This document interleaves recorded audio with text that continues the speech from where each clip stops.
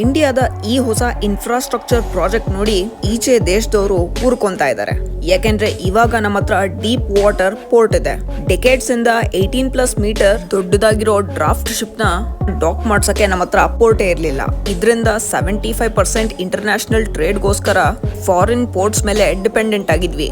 ಮುಂಚೆ ಈ ದೊಡ್ಡ ಶಿಪ್ಗಳು ಕೊಲಂಬೋ ಇಲ್ಲ ಸಿಂಗಪೂರ್ ಪೋರ್ಟ್ಸ್ಗೆ ಹೋಗೋದು. ಅಲ್ಲಿಂದ ಫೀಡರ್ ವೆಸಲ್ಸ್ ಅಲ್ಲಿ ನಮ್ ಇಂಡಿಯಾಗೆ ಶಿಪ್ ಮಾಡೋರು. ಇದರಿಂದ ಇಂಡಿಯಾಗೆ ಪ್ರತಿ ವರ್ಷ $200 to $400 million ಲಾಸ್ ಆಗ್ತಿತ್ತು.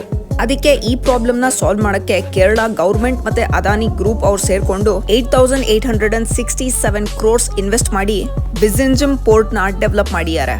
ಸೆಕೆಂಡ್ ಮೇ PM ಮೋದಿ ಅವರೇನೆ ಹೋಗಿದ್ರು ಇದನ್ನ ಇನಾಗ್ರೇಟ್ ಮಾಡಕ್ಕೆ. ತಿರುವನಂತಪುರಂ ಅಲ್ಲಾಗಿರೋ ಈ ಪೋರ್ಟ್ ಇಂಡಿಯಾದ ಫಸ್ಟ್ ಡೀಪ್ ವಾಟರ್ ಪೋರ್ಟ್.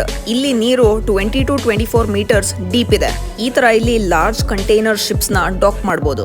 ಅದು ಅಲ್ಲದೆ ಈ ಪೋರ್ಟ್ ಬಿಸಿಯೆಸ್ಟ್ ಸುಯೆಸ್ ಮಲಕ ಶಿಪ್ಪಿಂಗ್ ರೂಟ್ ಗೆ ಬರೀ 10 nautical miles ದೂರದಲ್ಲಿದೆ. ಇಲ್ಲಿಂದಾನೇ ಯುರೋಪ್, ಮಿಡಲ್ ಈಸ್ಟ್ ಏಷ್ಯಾದ ಟ್ರೇಡ್ ನಡೆಯೋದು. ಈ ಪೋರ್ಟ್ ಅಲ್ಲಿ ಮಾಡರ್ನ್ ಇನ್ಫ್ರಾಸ್ಟ್ರಕ್ಚರ್ ಇದೆ. 74 meters ಉದ್ದ ಇಂಡಿಯಾದ first ship to shore cranes ಇದೆ. ಇನ್ನೊಂದು amazing fact, for the first time ಇಲ್ಲಿ ಈ ಕ್ರೇನ್ಸ್ ನ ಆಪರೇಟ್ ಮಾಡ್ತಿರೋದು ಹೆಣ್ಮಕ್ಳು. ಇಲ್ಲಿ IIT ಮಡ್ರಾಸ್ ಇಂದ ಮಾಡಿರೋ AI powered vessel traffic management system ನ ಯೂಸ್ ಮಾಡ್ತಿದ್ದಾರೆ. ಈ ಸಿಸ್ಟಮ್ ಬರೀ 10 ನಿಮಿಷದಲ್ಲಿ ಕಂಟೈನರ್ಸ್ ನ ಪ್ರಾಸೆಸ್ ಮಾಡ್ಬಿಡುತ್ತೆ.